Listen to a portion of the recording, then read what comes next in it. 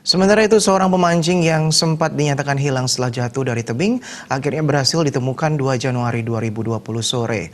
Korban Made Sulendra, usia 42 tahun tewas setelah diterjang gelombang saat memancing di sekitar tebing di Pantai Lumangan, Dusun Penangkidan, Desa Bunga Mekar, Kecamatan Nusa Penida. Tubuh warga setempat tersebut ditemukan dalam kondisi mengambang persis di laut lepas di sekitar tebing itu.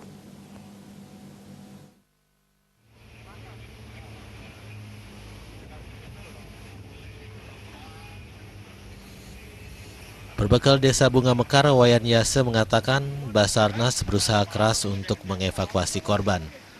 Namun cuaca buruk di sekitar lokasi membuat Basarnas cukup kesulitan untuk melakukan evakuasi. Kepala Kantor Basarnas Bali, Hari Adi Purnomo mengatakan proses pencarian korban cukup sulit. Selain upaya penyisiran, Kantor Basarnas Bali terus berkoordinasi dengan Polsek Nusa Penida, Babinsa Desa Bunga Mekar, dan Kadus Penangkitan, serta masyarakat setempat. Operasi SAR hari pertama yang dilakukan hingga pukul 18.20 WITA belum berhasil menemukan tanda-tanda keberadaan Sulendra. Kamis pagi, tim SAR gabungan kembali melakukan penyisiran. Tim rescue dari benua juga bergerak ke lokasi menggunakan rigid inflatable boat RIB. Sebanyak 15 personel dari Basarnas, Ditsamapta Polda Bali, Polair Polres Klungkung, dan dibantu warga setempat melakukan penyisiran.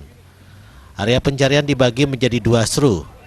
Akhirnya pada pukul 15.15 WITA, korban berhasil ditemukan dalam keadaan meninggal dunia. Posisi ditemukannya korban berada di sebelah utara lokasi ia terjatuh. Selanjutnya jenazah dibawa menuju Crystal Bay. Awalnya korban memancing ikan bersama anak Kadek Gangga Asmara Putra usia 16 tahun.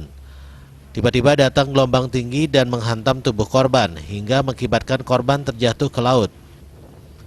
Setelah terseret ke laut lepas, korban sempat terlihat berenang. Namun karena gelombang besar, korban terus terhempas terbawa arus yang mengakibatkan korban hilang dan tenggelam.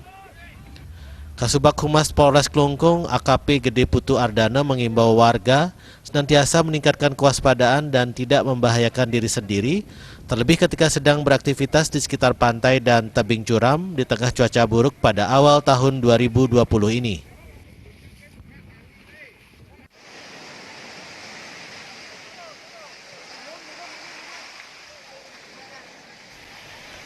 Wartawan Bali Pos Pagi Arte melaporkan.